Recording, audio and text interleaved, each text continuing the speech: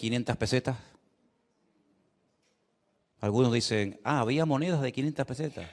Sí, sí, había una cosa que hacías así que marcabas teléfono, ¿verdad? Con aquella moneda de 500 pesetas, cuando tu padre te daba una moneda de 500 pesetas, saltabas como un cabrito. Yo me acuerdo que yo tenía un Mini, mi primer coche fue un Mini, pero no el Mini este moderno de hoy en día, el Mini. Yo le ponía 1000 pesetas de gasolina al coche. 1000 pesetas son el equivalente a 6 euros. ¿Quién se atreve a ir a una gasolinera hoy en día y decirle al hombre, póngame 6 euros de gasolina? El hombre dice, oiga, me está vacilando. Si el otro día le puse gasolina a la moto y fueron 10 euros, imagínate.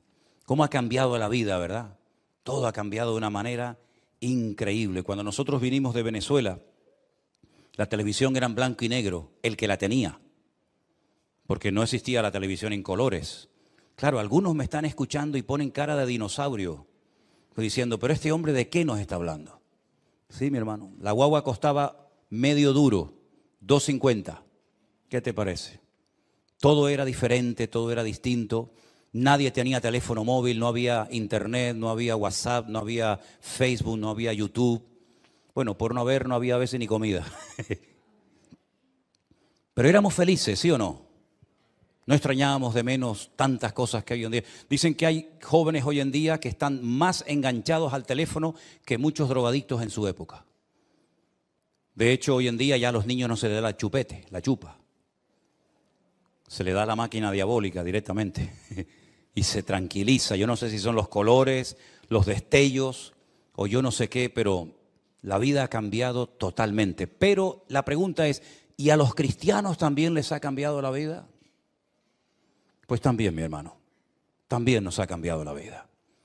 Porque yo me acuerdo hace años cuando yo me convertí y comencé a ir a la iglesia por primera vez en mi vida, allí en Las Palmas, que el cristianismo en aquellos tiempos no era tan complicado. Era algo más sencillo, la gente no se complicaba la vida, no había tantas falsas doctrinas y enseñanzas y herejías raras que vinieron después de los años, ¿verdad? Era todo más sencillo, orar, leer la Biblia, venir al culto, ser feliz, disfrutar con la familia. Luego comenzaron a levantarse doctrinas y pastores auténticos vividores por todas partes. Y uno decía, Dios mío, pero ¿qué es lo que ha pasado con la iglesia? ¿Qué es lo que ha pasado con el cristianismo? ¿Verdad? Es como si todo el mundo se hubiera vuelto loco. Nunca me olvidaré un día cuando cerca de aquí de la iglesia fui a buscar, creo que ya lo he contado en otras ocasiones, estos punteros láser que sirven así para señalar cosas en la pizarra. Eso sí lo conocen, ¿no? Eso sí, ¿no? Y entonces el muchacho que me atendía tenía acento colombiano. Y yo le dije, ¿tú eres colombiano? Me dice, ¿y usted cómo lo sabe? Digo, bueno, conozco mucha gente de Colombia porque yo soy pastor evangélico y tengo muchos amigos y pastores conocidos allí en Colombia. Entonces me dice, ¿usted es pastor evangélico? Digo, sí. Dice, ¿usted es el que le quita las perras a la gente del bolsillo? Ustedes son los que le roban el dinero a la gente. Digo, tranquilito, que puedo ser tu padre, un repetito. Pero ese es el concepto que este muchacho tenía, que los pastores son los que le roban dinero a la gente. No sé de qué pastor estaría hablando, de mí no, por lo menos. Pero nosotros los cristianos tenemos que estar preparados porque los últimos tiempos, según la palabra de Dios, van a ser tiempos difíciles y tiempos peligrosos. Y sobre todo me dirijo ahora a la juventud, a los que se han casado recientemente o a los que están en perspectivas de hacerlo. Piénsenlo bien, porque cuando tengas hijos y metas a tus hijos en esos colegios donde pasan horas y horas y horas en manos de desconocidos, van a forzar a tus hijos a que acepten ciertas y determinadas cosas que hace tiempo eran auténticas barbaridades, pero que hoy en día son normales. Tú como padre y como madre no vas a poder hacer nada, porque incluso puedes llegar a ser detenido si no permites que a tus hijos les metan en la cabeza doctrinas y enseñanzas totalmente antibíblicas y antinatura, yo diría también. Así es que estamos viviendo en tiempos donde lo malo ahora es bueno y lo bueno antes era malo. Donde lo dulce ahora es salado y lo salado ahora es dulce. Donde el mundo está al revés. Incluso si os dais cuenta, hasta la misma naturaleza ha cambiado. Antes donde hacía frío, ahora hace calor. Y donde antes hacía calor, ahora hace frío. Hoy hacía más frío aquí que en la laguna. ¿De cuándo a dónde? Todo ha cambiado, absolutamente todo. Lugares donde antes no faltaba el agua, ahora oran y claman al cielo para que llueva. Y lugares donde no caía ni una gota, ahora oran para que no siga lloviendo porque el nivel de agua ha subido una barbaridad. Todo está al revés. Menos mal que en medio de este mundo enfermo y loco tenemos las promesas de Dios que no cambian. Amén, hermanos. Un Dios que dice en su palabra: yo seré el mismo, ayer, hoy y por los siglos. Nada podrá cambiar a Dios. Lo que Dios dijo que estaba mal, sigue estando mal. Lo que Dios aprueba y bendice, Dios lo sigue aprobando y bendiciendo. ¿Por qué? Porque Dios no cambia, Él es inmutable. No cambia con las modas, no cambia con las generaciones, sino sigue siendo el mismo. Y una de las cosas que nos dijo el Señor en su palabra es: en el mundo tendréis aflicción, pero confiad, yo he vencido al mundo. Uno ve la vida del mismo Señor Jesucristo y no fue una vida fácil, ¿eh? No piensen ustedes que como era el Hijo de Dios y como tenía tanto poder y tanta influencia en la gente, su vida fue un camino de rosas. No, la vida de Jesús fue durísima, durísima. Había gente que lo odiaba y había gente que no paró hasta que lo crucificaron en Jerusalén. Había gente que le amargó la vida a él y a todos los que venían después de él, a sus discípulos, a Pablo, a la iglesia, etcétera, etcétera.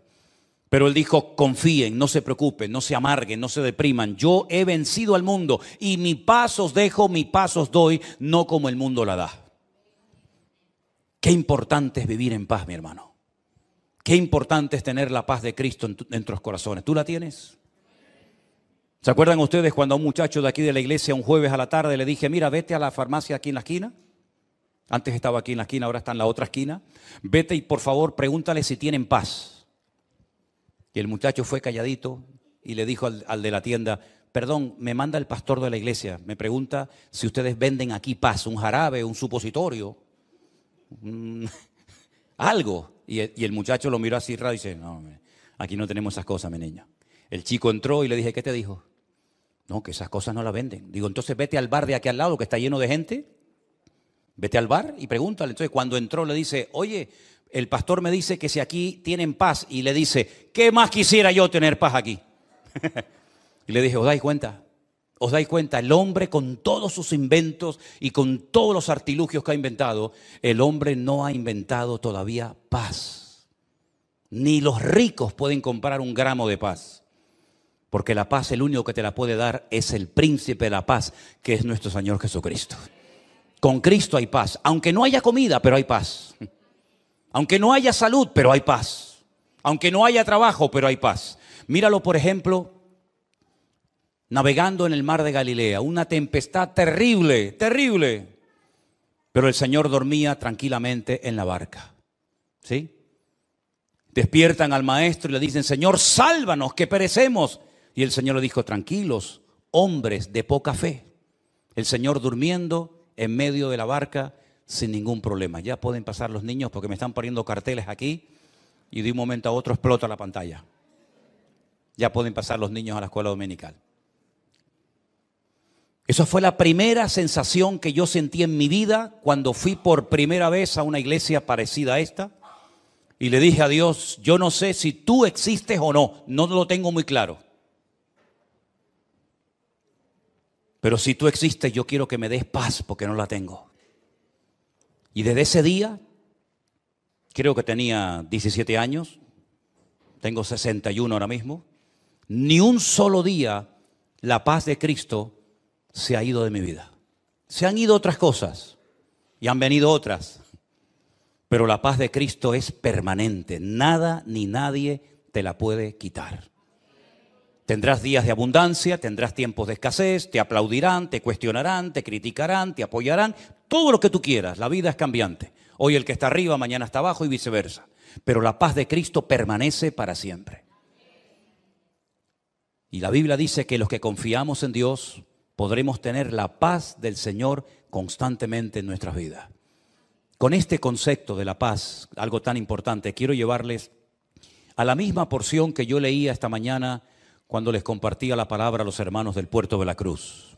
En el capítulo 4 de Timoteo, de segunda de Timoteo, a partir del versículo 6, leemos las palabras de un hombre que sabe que le queda poco tiempo de vida. Sabe que De un momento a otro lo van a matar en una cárcel en Roma. Y él escribe esta carta y se la dirige, se la manda a un joven pastor llamado Timoteo, que está pastoreando una iglesia que él había fundado en la ciudad de Éfeso. Y le dice: yo ya estoy para ser sacrificado.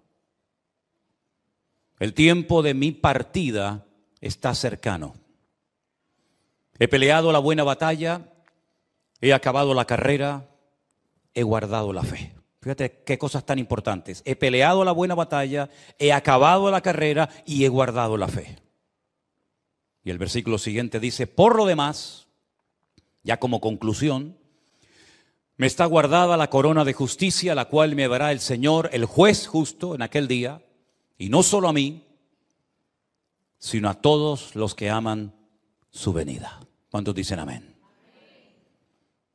Ya se acabaron los viajes, el fundar iglesias, el preparar obreros. El tiempo está cercano y Pablo dice: de un momento a otro acaban conmigo. Un hombre que sufrió una barbaridad por ser cristiano, por ser predicador. Él había sido un perseguidor de los cristianos, ahora lo persiguen a él. Y él sabe perfectamente de que de un momento a otro su vida se acaba. A mí me llama mucho la atención que hay ciertos personajes, bueno, no dos ni tres, sino unos cuantos, personas de la Biblia que sabían que les quedaba poco tiempo de vida. Incluso hasta llamaban a los hijos y le decían: llámeme a todos los muchachos, llámeme a mis nietos, llámeme a los hijos, porque quiero despedirme de ustedes antes de morir. Y los bendecía, por ejemplo, el caso de Abraham, de Isaac, de Jacob y otros, que sabían que iban a morir. Bueno, me llama la atención sobre todo la vida de Isaac, que dice que está a punto de morir, si le dice al hijo: prepárame 2 cabritos que me voy a morir. No, mandarse 2 cabritos uno solo, y se va a morir y se come 2 cabritos. Y los bendice porque sabían que les quedaba poco tiempo de vida. Y ahora el apóstol Pablo dice: me queda poco tiempo, el tiempo de mi partida está cercano, pero quiero dejar constancia de que para mí la vida no ha sido fácil, ha sido una lucha, una batalla tremenda. Y he peleado la batalla y he acabado la carrera, no he tirado la toalla antes de tiempo, sino que me he mantenido firme a pesar de las circunstancias hasta el final. Y una cosa muy importante: y nadie me ha quitado la fe que tenía en el Señor. Amén. Me han quitado trozos de piel de la espalda a latigazos. Me han humillado, me han criticado, me han perseguido, me han hecho todo tipo de perrería. Pero la fe nadie me la ha podido quitar. Tampoco se la pudieron quitar a los jóvenes que llevaron a Babilonia, ¿se acuerdan? Se los llevaron cautivos a Babilonia, mataron a sus padres, les quemaron el templo, les destruyeron la ciudad, etcétera, etcétera. Pero no pudieron robarle la fe de sus corazones. Tampoco a José. Y mira las perrerías que le hicieron a José, Lo vendieron, aunque realmente en el fondo querían matarlo. Lo meten en una cárcel, lo acusan de algo que no había cometido, pero él en todo momento mantiene su fe y su confianza en el Señor. Y yo me pregunto: ¿cómo es posible que esta gente de la Biblia lo pasaran tan mal?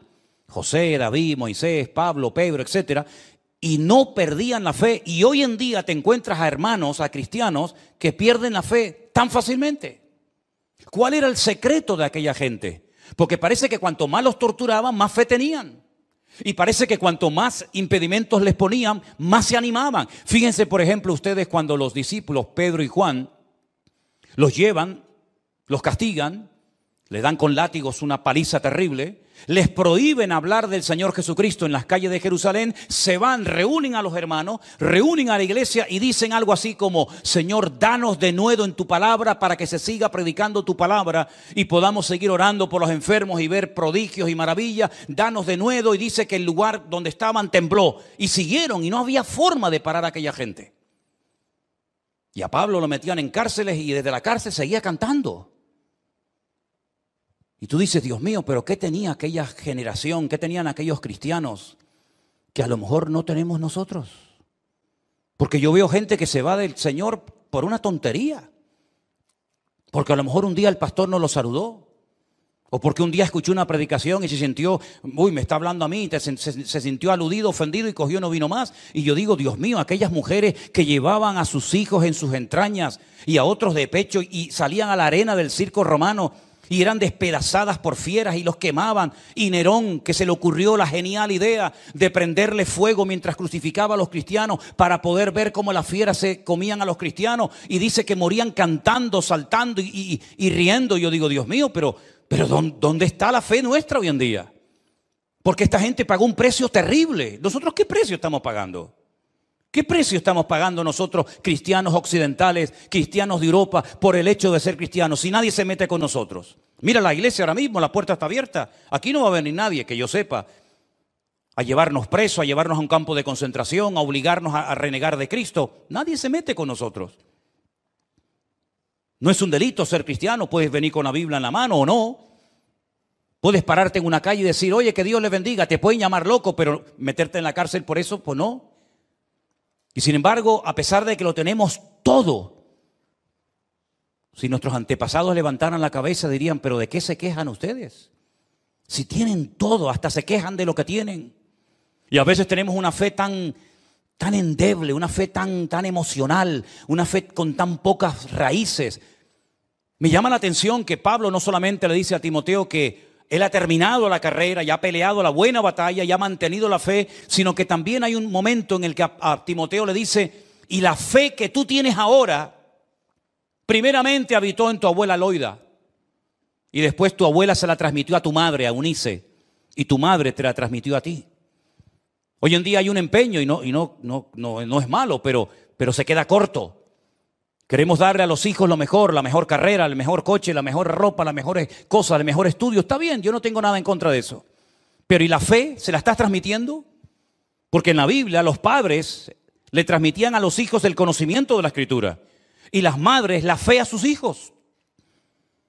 Porque yo dije esta mañana, y estoy convencido de ello, que hay varias formas como puede venirte a ti la fe. Como puede crecer la fe. Por ejemplo, hay un versículo que dice, la fe viene por oír y por oír la palabra de Dios. Lo conocéis, ¿verdad?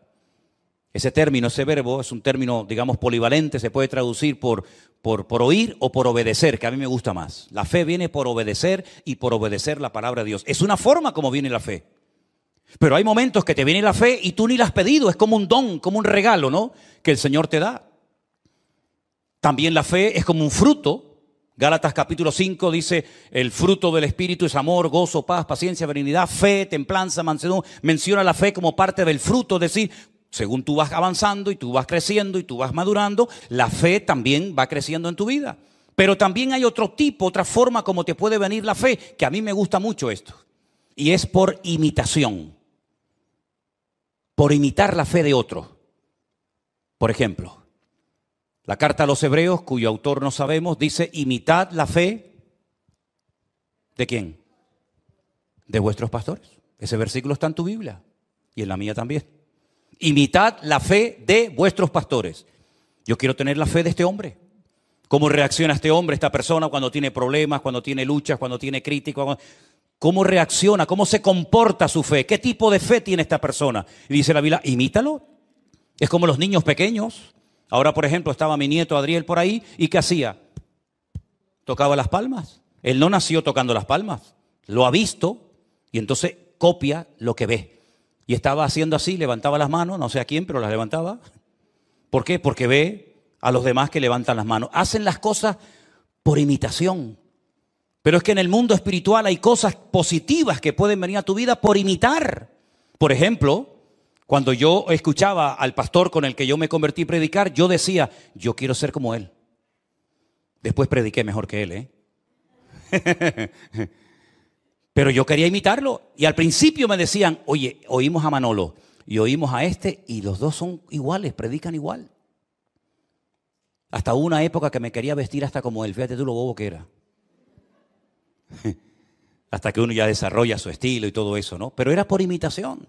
Y yo aprendí a orar oyendo a la gente en la iglesia orar, porque me daba mucha vergüenza orar en la iglesia. De hecho, yo decía, no, a mí no me llamen porque me daba mucha vergüenza. Y aprendí a cantar oyendo a los demás cantar. Y aprendí a tocar la guitarra viendo cómo ponía el otro el dedo y yo intentaba ponerlo. Y yo aprendí muchas cosas por imitación, hasta que después ya, lógicamente, uno crece y madura en la vida, ¿verdad? Entonces, si te falta fe, mira a tu alrededor quién es la persona que te puede dar un ejemplo de fe, imítalo a él. Si no sabes cómo orar, escucha cómo oran los demás y tú, más o menos, también puedes aprender. Si te gusta predicar la palabra y no sabes cómo se hace, escucha a los que predican la palabra y mira cómo empiezan, cómo terminan, cómo se van de un tema a otro, cómo buscan la lectura. Es decir, hay cosas que vienen por copiar, por imitar, y ya después no te preocupes, ya después tú tendrás tu propio estilo y tu forma. Entonces la Biblia nos enseña que la fe de Timoteo la tuvo su abuela y se la transmitió a su madre y después su madre se la transmitió a él. Porque esa era la obligación de las madres, no de los padres. Las madres transmitían la fe a sus hijos y los padres el conocimiento. Ahora bien, ¿qué conocimiento le va a transmitir un padre del Señor a su hijo si el padre no estudia ni lee la palabra? Pues le hablará de fútbol, le hablará del Tenerife, le hablará de pesca, le hablará de lo que quieras, pero de la Biblia no puede. Pero bíblicamente el padre transmitía el conocimiento bíblico a sus hijos. Fíjate qué responsabilidad. Y una madre que está todo el día quejándose, todo el día depresiva, todo el día amargada, todo el día gritando, todo el día echándole la bronca al marido, a este y al otro, ¿qué fe le va a transmitir a sus hijos? Ninguna. Pero que tus hijos, ahora que son pequeños y están bajo tu techo, que puedan ver cómo mamá oraba y cómo papá leía la palabra. Y entonces entre los dos se complementaban para producir, permítame el término, un hijo maduro, firme y estable en las cosas del Señor. ¿Te das cuenta? Entonces Pablo felicita a Timoteo por la fe que tenía, pero después la fe tú tienes que desarrollarla y tienes que cultivarla, porque en la Biblia no todo el mundo tenía la misma fe, como tampoco en esta iglesia. En esta iglesia no todos tenemos el mismo nivel de fe. La Biblia dice que había seguidores de Cristo que tenían poca fe. Por ejemplo, te acabo de poner un ejemplo, cuando Jesús calma la tempestad en el mar de Galilea y todo vuelve a la calma. Les dice el Señor a sus discípulos, ¿por qué dudasteis, hombres de poca fe? Y aquel centurión que vino a pedirle ayuda, misericordia al Señor por un criado que tenía enfermo, el Señor le dijo, en todo Israel no encontraba a nadie que tenga tanta fe como este hombre. Es decir, hay muchos niveles de fe en la Biblia. Dice la Biblia que la fe de Timoteo, lo dice textualmente el texto, dice que era una fe auténtica, genuina. Una fe no fingida, dice la versión Reina Valera del 60. Es decir, hay muchos tipos de fe. Hay una fe natural. ¿La fe natural qué es? Pues chico, la fe que tienes cuando te montas en el ascensor con la fe de que no se va a caer. Una abuela que yo tuve, la madre de mi padre, un día se cayó de una altura muy grande porque abrió la puerta del ascensor y la inercia la llevó y el ascensor no había llegado y se cayó y no se mató de milagro. Y los que nos montamos en avión, ¿usted conoce al piloto cuando va a viajar? ¿Usted sabe si está casado o soltero? Usted va a la cabina y dice, perdón, una preguntita. ¿Usted es cristiano o es ateo? ¿Me puede enseñar el carnet, por favor? ¿Me puede enseñar su título? ¿Usted se monta en el avión con la fe natural de que el avión no se va a caer? ¿O usted se montaría en un avión sabiendo que se va a caer? Eso no es fe, eso es ser bobo. ¿No? Hay una fe natural. Y cuando usted coge el coche en la carretera, si yo sé que me voy a matar en la carretera, pues no me monto. Es decir, hay una fe natural que todo ser humano tiene. Y cuando uno va por la calle no va mirando a ver si te van a tirar una maceta en la cabeza. Hay una fe instintiva, una fe natural, ¿verdad? Hay una fe natural que dice que cuando usted termina de trabajar, llega el patrón y le paga su sueldo. Eso es fe, pero es una fe natural. Pero esa fe no sirve para mover montañas espirituales. Esa fe no sirve para obtener resultados en el mundo espiritual. Hay otro tipo, otro nivel de fe, que es la fe bíblica, la fe que el Señor nos da. Y Pablo dice que esa fe a él nadie se la pudo quitar. Aunque le dieron palos, aunque lo apedrearon, aunque fue náufrago, aunque estuvo en la cárcel, nadie le pudo quitar la fe de su corazón. Porque la fe no estaba fundada en emociones, no estaba fundada en sentimientos, no estaba basada en circunstancias, en hombres, estaba basada en Cristo. Y Cristo es la roca sobre la cual podemos edificar nuestras vidas. ¿Cuántos dicen amén? Si usted no edifica su vida sobre Cristo, ¿sobre qué la está edificando? Podemos tomar buenas decisiones en la vida y malas decisiones. Pero lo importante es decir, Señor, yo tengo un fundamento, yo tengo una roca en mi vida, que cuando vengan los problemas, cuando vengan las circunstancias, yo voy a permanecer firme porque yo sé en quién he creído. Y la fe va a ser probada, ¿eh? Si usted dice que tiene fe, vale, vas a tener que demostrarlo. Vas a tener que demostrarlo. A mí me llama la atención que la Biblia no dice que nuestra paciencia va a ser probada. No digo que no lo sea, pero bíblicamente no lo puedo demostrar. No puedo demostrar con un texto en la Biblia que la Biblia diga que el Señor nos va a probar la paciencia, nos va a probar la templanza, nos va a templar incluso hasta el amor. No dice nada de eso. Pero la Biblia sí dice que nuestra fe va a ser probada por el fuego. Y Dios sabe cómo probar nuestra fe. Puede ser que un momento el Señor decida probarte en la familia. Y ese hijo que tú has criado con tanto cariño y con tanto amor, resulta que ahora le da por meterse en las drogas. Y tú dices, Dios mío, ¿pero esto qué es? O resulta que ese trabajo que has tenido toda la vida, donde te has sacrificado y has dejado años de tu vida, ahora resulta que te echan a la calle como una pieza, como un mueble viejo, porque ya no pueden usarte y sacarte más el jugo. Si las pruebas son múltiples y variadas, hay de todo tipo, físicas, espirituales, de toda índole, ¿verdad? Pero hay una prueba que probablemente todos y cada uno de nosotros en momentos puntuales de la vida experimentaremos. Y Pablo relata aquí un poquito, si me permiten, déjenme que les lea unos versículos. En la misma carta de Pablo a Timoteo, en el capítulo 4, pero en el versículo 9, Pablo le dice al que va a recibir la carta a Timoteo, procura venir pronto. No dice procura venir, sino procura venir pronto, porque él sabe que le van a matar dentro de poco. Así que procura venir pronto a verme, porque Demas era un compañero de viaje, era un predicador, como Timoteo, como cualquier otra. Dice, Demas me ha desamparado. Una cosa es que te ha abandonado y otra cosa es que te ha desamparado. Son dos cosas diferentes. Parecen igual, pero no son la misma. A ti te puede abandonar una persona, pero desampararte una persona, búscalo en el diccionario para que veas que son dos cosas diferentes. Y Pablo dice que a Demas, a él lo desamparó. ¿Y cuál fue el motivo? Dice, porque se fue Demas amando este mundo. Para Demas en aquel momento era más importante la vida del mundo que estar al lado de un hombre, como era Pablo, que necesitaba todo el apoyo del mundo y que le había ayudado tanto. Bueno, dice que se fue a Tesalónica. Otro llamado Crescente dice que se fue a Galacia. Y un tal Tito, que también lo conocemos, se fue a Dalmacia. Solo Lucas está conmigo. Toma a Marcos y tráele contigo porque me es útil para el ministerio. Después dice otro muchacho que también estuvo con él viajando, llamado Tiquico, dice, lo envió a Éfeso. Trae cuando vengas el capote que dejé en Troas en la casa de Carpo y los libros, mayormente los pergaminos. Y ahora menciona otro personaje que, escucha, Alejandro, otro que viajó con él, el calderero, me ha causado muchos males. El Señor le pague conforme a sus hechos. ¿Ves? Pablo no es vengativo. Pablo no dice, ya verás cuando yo salga de aquí, si es que salgo, sino que el Señor se encargue de este personaje. Dice, cuídate de él, guárdate de él, porque en gran manera se ha opuesto a mis palabras. En mi primera defensa, es decir, cuando lo sacas de la celda para llevarlo al juicio, en ese primer juicio, esa primera audiencia, ninguno estuvo a mi lado. Ninguno. Pablo era el predicador más famoso de la época, conocía a miles y a miles de personas. En Roma había una comunidad enorme de cristianos, como ustedes saben, de miles de cristianos, y ninguno iba a la cárcel a visitarlo, ninguno estuvo con él en el juicio, nadie, ninguno estuvo a mi lado.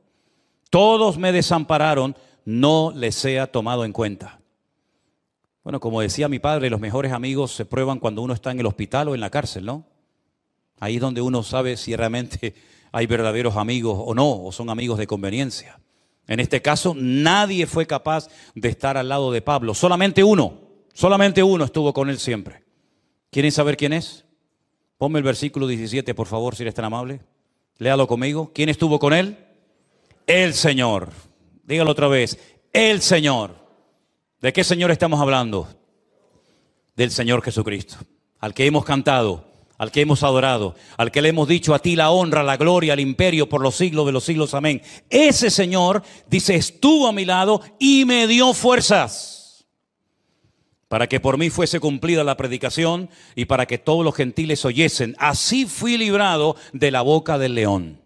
Ahora tú imagínate, un hombre conocido, un hombre que ha dado su vida por el Evangelio, un hombre que ha levantado iglesias por todas partes, un hombre que ha ayudado a pastores, un hombre que le ha dado oportunidad a cantidad de gente. Resulta que en el momento más duro y difícil de su vida, nadie está con él, nadie lo va a visitar, nadie dice, oye Pablo, te hace falta algo, Pablo, necesitas algo. Si pide el capote, el manto, es porque tenía frío. Es que a nadie se le ocurrió llevarle una manta a este hombre, a nadie se le ocurrió ir a visitarlo, a llevarle una tacita de caldo caliente, a nadie se le ocurrió nada, ni por ahí te pudras, amigo.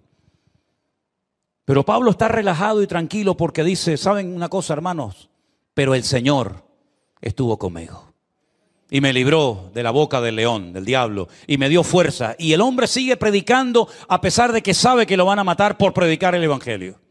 Y dice, y el Señor me librará de toda obra mala y me preservará para su reino celestial. ¿Y cómo concluye esta conversación? Dándole al Señor toda la gloria y la honra. A Él sea la gloria por los siglos de los siglos. Amén. Así muere un valiente. Así no muere un mequetrefe, un pelele, un hombre que es ahora sí y mañana no. Así mueren los valientes, los hombres de Dios. Como él dijo, yo sé en quién he creído.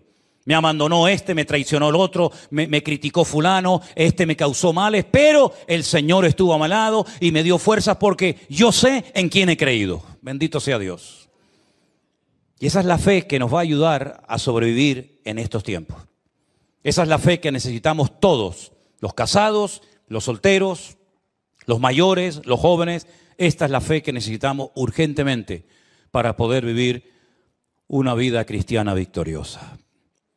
Para poder discernir si el tiempo que estoy invirtiendo con alguien, escúchalo bien, o con algo, merece la pena. No te encariñes, no te enamores, no pierdas el tiempo con lo que no es de Dios, porque te vas a llevar una desilusión. Y hay heridas que es muy difícil que se curen, aunque pase mucho tiempo. A mí me llama la atención, y lo dije esta mañana, y es algo que llevo días y meses, diría yo, dándole vueltas a todo esto en mi corazón, levantándome a veces muy temprano de madrugada y dándole vueltas a todo esto, porque a mí, y perdonen que insista, pero es que necesito insistir en esto, me llamó poderoso. De hecho, si después quieren verlo, mi Biblia subrayé esa parte cuando Pablo dice, he peleado la buena batalla. La buena, no la mala, la buena. Y yo le preguntaba al Señor, decía, Señor, ¿hay batallas malas? Como cristiano hay batallas en las que no tenemos que meternos nunca. Claro que sí. Hay batallas donde puedes perder la vida. Hay batallas de las que puedes salir herido para siempre. Hay batallas en las que puedes arrastrar a tu familia y a tus seres queridos y que pierdan la vida. Hay batallas en las que es mejor que no te metas. Estoy hablando metafóricamente, ¿sí? Hay batallas en las que no pierdas el tiempo, no te ilusiones, no te encariñes porque la vas a perder, porque no está el Señor en esa batalla. Porque cuando peleamos por algo o por alguien donde el Señor está, bendito sea Dios, lloramos, sufrimos, lo que haga falta. Porque sé que en esa batalla, porque sé que en ese esfuerzo, Dios está conmigo. Sea hijo, sea marido, sea esposa, sea lo que sea. Cada uno sabrá a lo que me refiero. Pero hay otras batallas que mejor que te salgas corriendo cuanto antes. Y permítame poner algunos ejemplos, porque yo le decía al Señor, Señor, enséñame, yo quiero aprender de ti. Yo no tengo pastor. Yo no tengo pastor hace 40 años. Yo necesito que tú me enseñes y que tú me hables. Y ahora que no hay ruido de coche, ni de semáforo, ni de ambulancia, ni nada, sino aquí tranquilito, solo tú y yo, enséñame, Señor, háblame de tu palabra. Y el Señor me da palabra y me enseña. Así es como el Señor me pastorea a mí. Y yo empecé a hacer una lista y Él me venía a este pasaje, vete aquí, vete allá, lee esto, apunta a lo otro. Y tengo listas enormes de nombres, de lugares, de capítulos, de versículos, de batallas malas. Batallas que fue un desastre haberse metido en ellas. ¿Te acuerdas cuando el otro día hablaba de que los filisteos le dijeron al rey de Filistea, no lleves a este porque este no es de nosotros y este se nos va a volver en contra en la batalla? ¿Se acuerdan ustedes? Bueno, David no fue librado milagrosamente, pero los filisteos sí fueron a la batalla. ¿Te acuerdas? David se fue a su casa, que por cierto se la encontró quemada, destruida, se habían llevado a la mujer, a los hijos. Pero los filisteos sí fueron a la batalla. Y cuando uno sigue leyendo, ¿y a qué batalla fueron? Fueron a pelear contra Israel y contra el rey Saúl. ¿Y qué pasó ese día? Que Saúl murió. Perdón, se suicidó. Saúl, viendo que había perdido la batalla, se echó sobre su espada y, como aquellos samuráis japoneses en la Segunda Guerra Mundial, se quitó de en medio. Y a su hijo Jonatán, que era un chico excelente, una persona maravillosa, el íntimo amigo, la mano derecha de David, lo mataron. Y al otro, y al otro, y al otro. Una batalla en la que Dios no estaba. Porque dice la Biblia que hacía mucho tiempo que Dios se había apartado de la vida de Saúl. Él creía que podía hacer lo que le daba la gana y no pasaba nada. Te equivocaste, amigo. Ese día perdiste la guerra porque Dios no estaba contigo en esa batalla. Y lamentablemente Jonatán, que no sé qué hacía allí, se equivocó de día, se equivocó de lugar, se equivocó de batalla, también lo mataron a él. Por haber ido con la persona equivocada, al lugar equivocado, en el día equivocado. Perdió su vida antes de tiempo. Cuando le llega la noticia al rey David, David se vuelve loco y empieza a gritar: Jonatán, Jonatán, amigo mío, etcétera, etcétera. Una mala batalla. ¿Para qué vas a una guerra donde Dios no va contigo? Jeremías tuvo 40 años diciéndole al pueblo: arrepiéntanse, no se les ocurra hacerle la guerra a los caldeos, porque la van a perder. No porque sean más fuertes que ustedes, no, sino que ustedes están mal. Ustedes están en pecado, viven en desorden y Dios no va a bendecir vuestros esfuerzos. No le hicieron caso, pelearon contra Nabucodonosor, perdieron la guerra. Murieron miles de personas, muchos niños se quedaron sin sus padres, mujeres sin sus maridos. El templo lo queman, lo saquean, lo destruyen, las murallas, Jerusalén, los llevan al cautiverio. Un desastre. ¿Por qué? Porque fue una mala batalla. ¿Qué le decía Jeremías? Ríndanse, busquen al Señor, pídanle perdón, pónganse en orden. Y si no lo van a hacer, si no quieren obedecer al Señor, por lo menos ríndanse al enemigo para que el enemigo tenga piedad y clemencia de ustedes. Pero ni una cosa ni otra, fue una mala batalla. La batalla del año 70 después de Cristo en Jerusalén, cuando Tito es mandado por su padre, el emperador Vespasiano, y le dice: tráeme todo el oro y los tesoros del templo. Se ponen a pelear, ¿verdad? Los celotes se ponen a pelear a aquellos judíos cuando el Señor dijo: no quedará piedra sobre piedra que no sea destruida. No hacen caso a la palabra, no se convierten, siguen R que R con su desobediencia, pierden la guerra. 1 millón de judíos perdieron la vida en Jerusalén en el año 70 después de Cristo. Mira, todavía ni se han recuperado de aquella guerra. Y estamos en el 2023 y aquella guerra fue en el 70 después de Cristo. Todavía en tantos siglos no han podido levantar el templo. Todavía no han podido ni siquiera dominar el monte de las mezquitas en Jerusalén. Todavía no se han recuperado de aquella pérdida. Y Jerusalén nunca más volvió a hacer lo mismo porque pelearon una mala batalla. ¿Te das cuenta? Entonces tú pregúntate: ¿por qué estoy yo luchando en la vida? ¿Con qué me estoy yo encariñando y entreteniendo? ¿Es una buena batalla? Gloria a Dios, pelea, el Señor te va a dar la victoria. Pero si es una mala batalla y estás perdiendo el tiempo y te estás encariñando y estás perdiendo el tiempo con algo, con alguien que no es de Dios, después no digas que no te lo dije. Después no digas que no sabías. Una buena batalla fue la de Jericó, que no hace falta ni disparar una flecha. Una buena batalla fue la de Jericó, que el Señor le dijo: tranquilo, den vueltas y vueltas, y al final de los 7 días den otras 7 vueltas y griten, y las murallas cayeron solas. Eso es una batalla que da gusto ir a ella, ¿sí o no? Eso es una maravilla. Batalla buena eran las que hacía David, que con una honda, con una piedra, mataba a un gigante y hacía correr a los filisteos como si fueran gallinas. Eso sí que eran buenas batallas. Una buena batalla fue la de Gedeón. Aquella noche, con 300 campesinos, con un shofar en la mano y con un candil en la otra, asustó al enemigo. A 1,5 millones de soldados los puso a correr con 300 campesinos. Eso sí que fue una buena batalla. ¿Pero por qué son buenas batallas? Porque Dios estaba en aquellos esfuerzos. Porque Dios estaba con aquellos hombres. Con Gedeón, con David, con otras personas.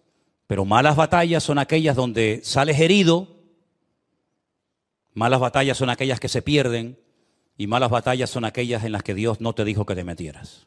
Nosotros estamos en batalla, todos tenemos nuestras batallas, ¿eh? Los pastores también tenemos las nuestras, ¿eh? Nosotros hemos estado librando una batalla hasta el otro día terrible, ¿eh? Terrible, que ya no nos quedaban ni fuerzas ni lágrimas para llorar. Yo me pasaba todo el día llorando, ¿eh? Y no podía evitarlo, ¿eh? Todo el día llorando, yo dormía llorando.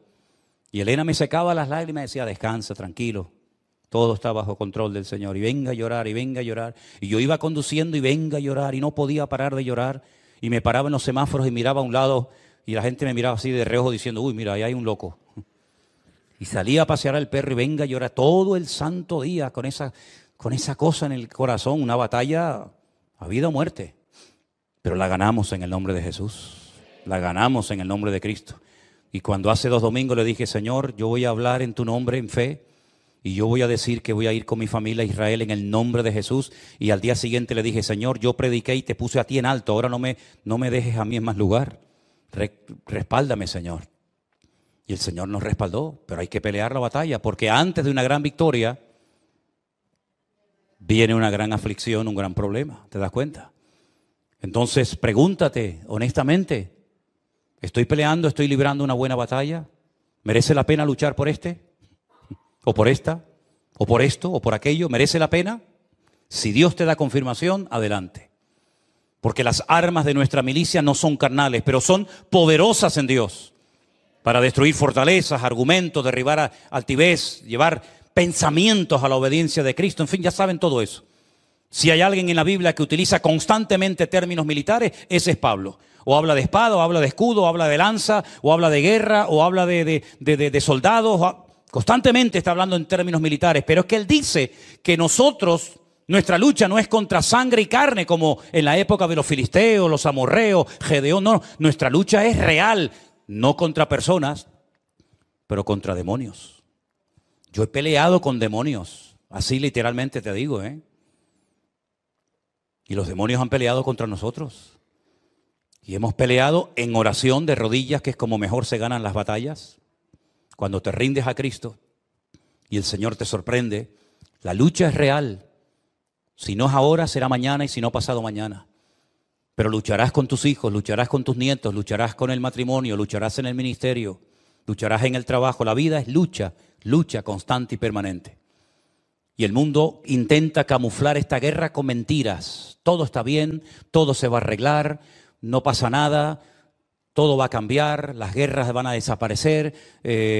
Mira todo lo que hicieron los hippies, las canciones, las poesías, las manifestaciones. Vamos por un mundo mejor, paz y amor, dejemos la guerra, ¿verdad? El mundo todo es mentira y más mentiras y venga mentira. Lo único que es verdad y permanece para siempre es Dios y su palabra.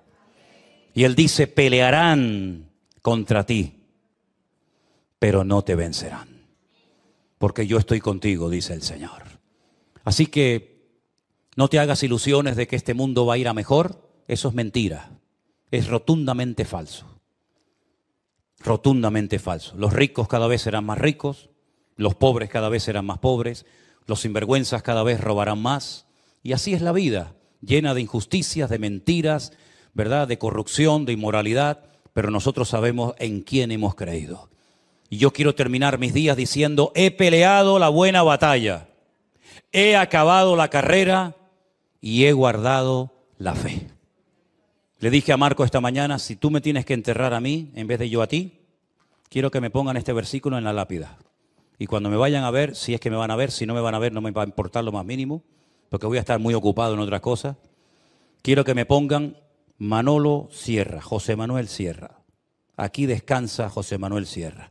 El que dijo, he peleado la buena batalla, he acabado la carrera, he guardado la fe. ¿Tú lo quieres terminar así tus días? ¿O quieres terminar tus días loco como una cabra, desesperado, amargado y deprimido? ¿O quieres terminar con la fe en el Señor, en victoria para la honra y la gloria del Señor? De ti depende, mi querido hermano y hermana. Cierra tus ojos. Oramos en esta noche a nuestro buen Dios.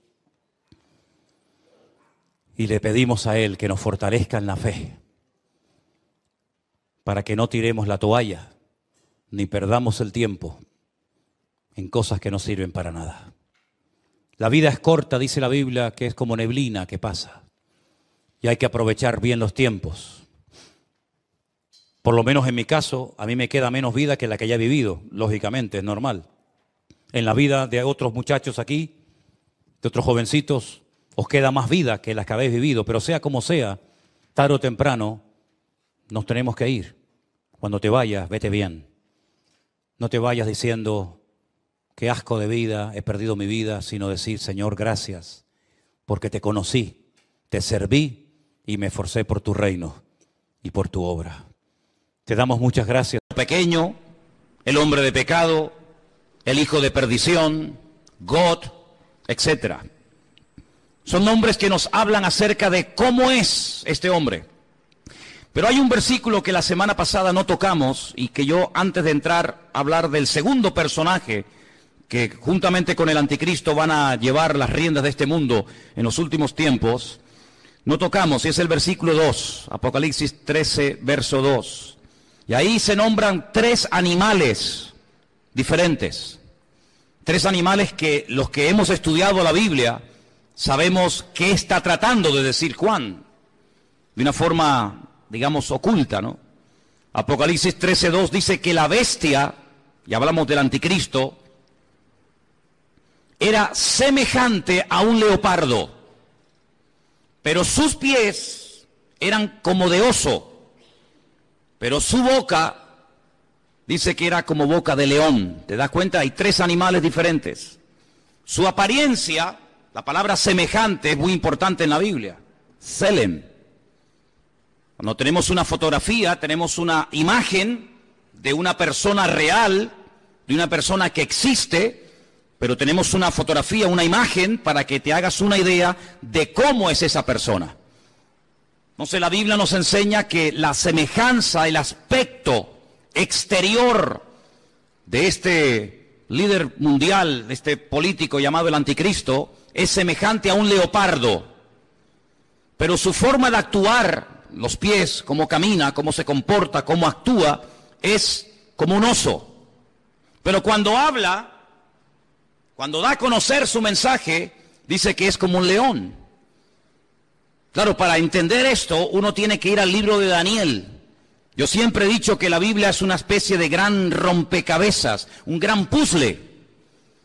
Hay cosas que Daniel dice que el Apocalipsis te explica. Y hay cosas que lees en el Apocalipsis que si no conoces Daniel, no puedes entender nunca. La Biblia nos enseña que en el Antiguo Testamento, en la época del profeta Daniel en Babilonia, él tuvo un sueño una noche. Y él dice que vio 4 animales que le llamaron tremendamente la atención. Dice que él vio a un león con alas. Dice que vio a un oso que estaba apoyado sobre una pata más que de otra. Luego ve a un leopardo que tiene 4 cabezas y ve a una bestia, que fue la que más le llamó la atención a Daniel. Gracias al Señor, ese sueño el Señor se lo interpretó y le dijo lo que significa. Por eso no tenemos que inventarnos nada. Simplemente ir a la Biblia y ver qué explicación le dio el Señor a Daniel sobre ese animal, esos animales. Y le dijo, mira, el león es Babilonia. Amén. El león es el imperio que en este momento tú conoces y gobierna toda la tierra, Babilonia. Ese imperio caería, ese imperio desaparecería con el paso del tiempo y se levantaría otro imperio, que era el imperio de los medos persas, que está tipificado o representado por el oso.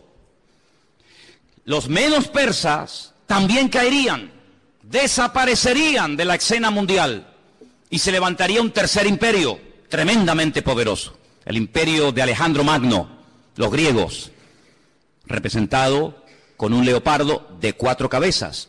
Y finalmente dice que ve una bestia, no es un animal normal y corriente, es algo extraño, es una bestia, es un monstruo que dice que tiene 10 cuernos y bueno, es un animal indescriptible porque ya te digo, no existe. La historia nos enseña que Alejandro Magno, cuando murió, no dejó descendencia. No ocupó su hijo y posteriormente el hijo de su hijo el trono, sino que Alejandro Magno murió sin dejar descendencia. Algunos dicen que era homosexual y que nunca se casó y tuvo hijos. Su imperio, que era un imperio enorme, que se extendió por todas partes del mundo conocido, cuando él muere, se divide en 4 pedazos. Y 4 de sus generales más conocidos, Casandro, Lisimaco, Teleuco y Ptolomeo, se apoderaron de lo que antiguamente fue un solo reino, pero que ahora son 4.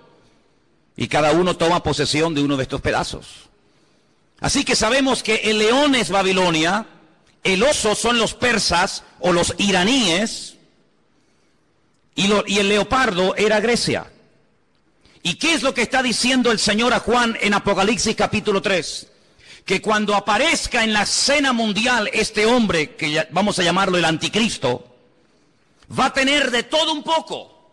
Su apariencia, su aspecto va a ser el de un leopardo, es decir, el de un griego. Cuando él se mueve, se comporta, toma decisiones, se actúa, dice que actuará como un oso, es decir, como un persa. Pero dice que cuando abra la boca y hable, se va a comportar como un león, como un babilónico.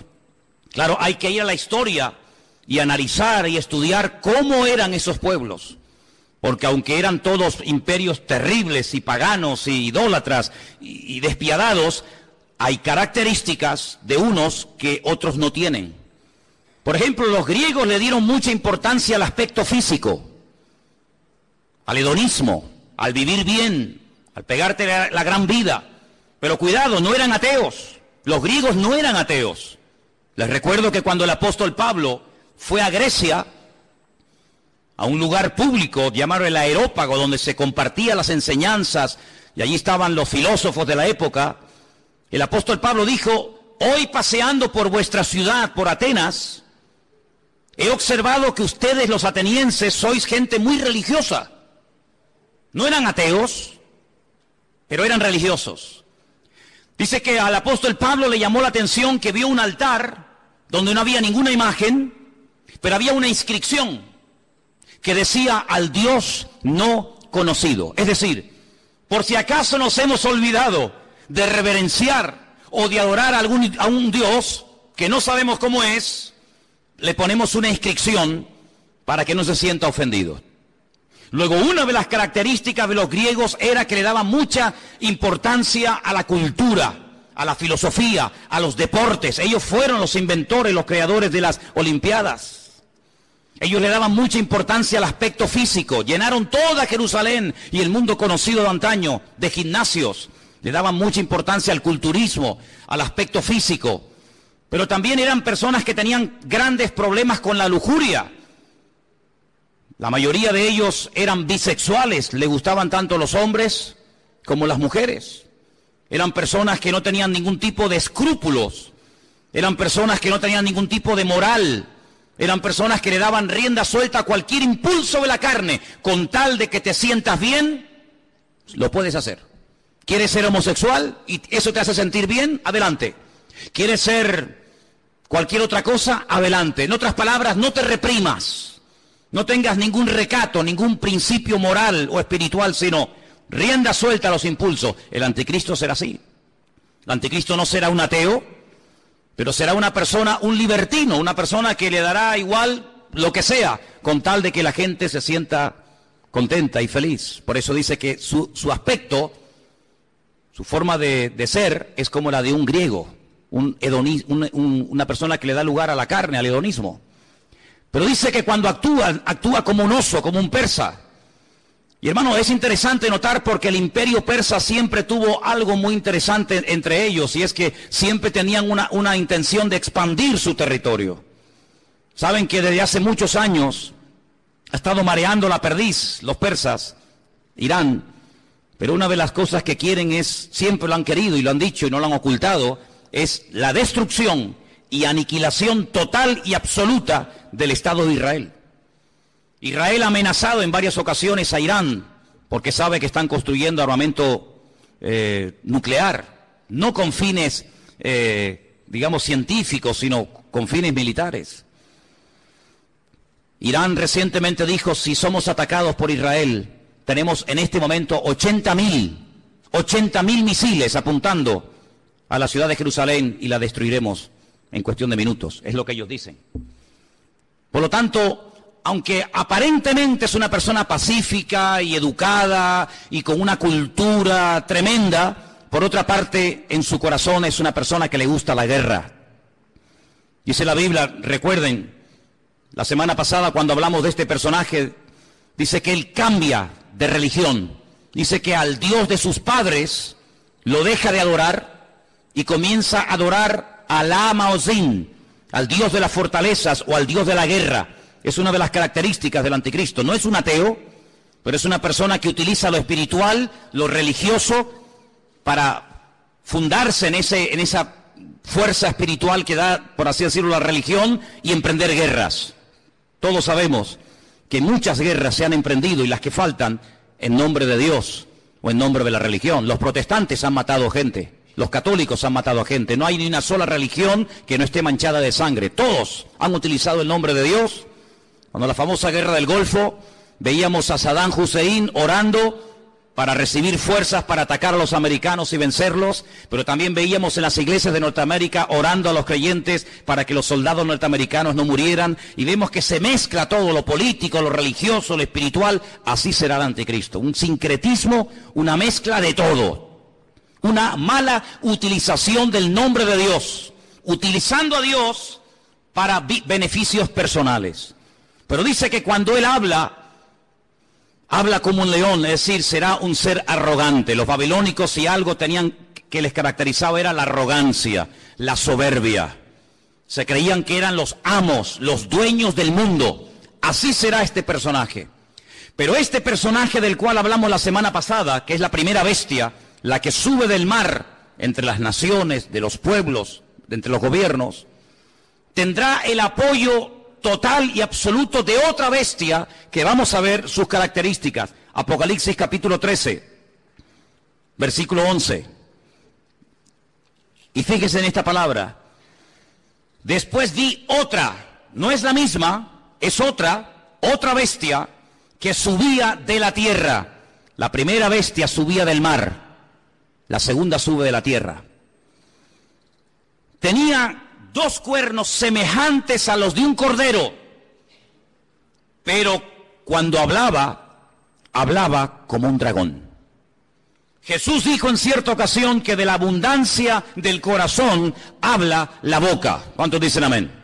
Su aspecto es un cordero, pero en cuanto abre la boca sale toda la basura que tiene dentro y se da a conocer lo que realmente lleva: maldad y muerte por todas partes. Dice que ejerce toda la autoridad de la primera bestia en presencia de ella. Hace que la tierra y los moradores de ella adoren a la primera bestia, cuya herida mortal fue sanada. Versículo 13. También hace grandes señales, de tal manera que aún hace descender fuego del cielo a la tierra delante de los hombres. Versículo 14. Engaña a los moradores de la tierra con las señales que se le ha permitido hacer en presencia de la bestia, mandando a los moradores de la tierra que le hagan imagen a la bestia que tiene la espada, la herida de espada, y vivió. Se le permitió infundir aliento a la imagen de la bestia para que la imagen hablase e hiciese matar a todo el que no la adorase. Verso 16. Hacía que a todos, pequeños y grandes, ricos y pobres, libres y esclavos, se les pusiese una marca en la mano derecha o en la frente, y que ninguno pudiese comprar ni vender sino el que tuviese la marca, o el nombre de la bestia, o el número de su nombre. Dice, aquí hay sabiduría. El que tiene entendimiento, dice, el que tiene entendimiento cuente el número de la bestia, pues es un número de hombre, y su número es 666. Es decir, que en los últimos tiempos surgirá un nuevo orden mundial. El mundo no será como lo hemos visto hasta el día de hoy, donde cada uno hace lo que le da la gana y cada uno gobierna. No. En los últimos tiempos habrá un nuevo orden mundial dirigido y capitaneado por un presidente mundial que tendrá una fuerza militar, económica y política increíble. Y a este personaje se le conoce vulgarmente con el nombre del anticristo, el que se opone a Cristo, el que quiere suplantar la figura de Cristo. Pero tendrá a una persona que la Biblia lo llama, fíjense qué curioso, falso profeta. Si analizamos toda la Biblia, vemos que la figura de los profetas era algo muy importante. La Biblia está llena de verdaderos y auténticos profetas. Daniel, Jeremías, Isaías, Habacuc, Sofonías, Malaquías, cientos de buenos profetas. ¿Qué era un profeta? Un profeta era un hombre de carne y hueso, como cualquiera de nosotros, con una comunión con el Señor tremenda, que a través de sueños o de visiones o por voz audible, recibía mensajes del Eterno, recibía mensajes del Señor para transmitirlos al pueblo de Israel, para que de esa manera el pueblo no pecara, para que de esa manera el pueblo no terminara adorando a otros dioses, para que el pueblo supiera en todo momento lo que tenía que hacer y lo que no tenía que hacer. Un profeta era una bendición para el pueblo. ¿Por qué? Porque era el nexo que unía al pueblo con Dios y a Dios con el pueblo. Era la persona que hacía la función de la boca de Dios. Cuando Dios quería decirle algo al pueblo, hablaba a través del profeta. Pero dice la Biblia, y la Biblia está llena de ejemplos de falsos profetas. Hay capítulos enteros en Jeremías, en Ezequiel y otros libros que nos hablan acerca del daño tremendo que hacían los falsos profetas. Por ejemplo, la Biblia dice que cuando las tropas del rey Nabucodonosor habían rodeado la ciudad de Jerusalén, había falsos profetas que decían: tranquilos, no pasa nada, no se preocupen, vamos a ganar la guerra. Nabucodonosor va a ser derrotado, se va a cansar y se va a marchar a su tierra. Vienen tiempos de paz, vienen tiempos de abundancia, vienen tiempos de prosperidad. Pero había uno llamado Jeremías, que era el verdadero profeta, y decía: no les crean, les están mintiendo, es mentira, no viene paz, viene guerra. El enemigo no se va a ir, nos va a destruir, nos va a destruir la ciudad, nos va a quemar el templo, va a matar a nuestros jóvenes. Siempre hubieron falsos profetas que engañaban al pueblo. Siempre había falsos profetas que venían supuestamente en nombre de Dios. Y la gente, lógicamente, en muchas ocasiones, le hacía más caso y prestaba más atención a los falsos profetas que a los verdaderos profetas. ¿Por qué? Porque el falso profeta decía lo que el pueblo quería oír. El verdadero profeta muchas veces iba en contra de la voluntad del pueblo. Por eso a la mayoría de los profetas los terminaban matando. ¿No dijo el Señor: Jerusalén, Jerusalén, que matas a los profetas y apedreas a los que yo te envío? ¿Cuántas veces quise juntar a mis hijos como la gallina junta sus polluelos y no quisisteis? La ciudad de Jerusalén pasó a la historia como una ciudad que mataba a los profetas. Porque los profetas confrontaban, los profetas hablaban claro, los profetas no eran aplaudidos, eran gente odiada, era gente que muchas veces tenía que vivir totalmente dependiendo del Señor, porque los querían matar, los querían torturar y querían taparles la boca a cualquier precio. Y curiosamente dice la Biblia que el anticristo tendrá el apoyo incondicional de un hombre que no va a ser un político. Recuerda eso, el falso profeta no será un político, será una persona que se encargará fundamentalmente de 4 cosas. Primera, lo hemos leído, versículo 12, hará todo lo posible para que todas las naciones de la tierra reconozcan la autoridad y se sometan a la autoridad del anticristo. Es decir, no atrae la gente hacia sí mismo, sino que atrae la gente hacia el anticristo. Es decir, será en relaciones públicas del anticristo, el que le hará la publicidad, la propaganda, el que irá por los platós de televisión, por las emisoras de radio, el que dará todo tipo de ruedas de prensa y de respuestas a las naciones, presentando a este hombre como la alternativa real.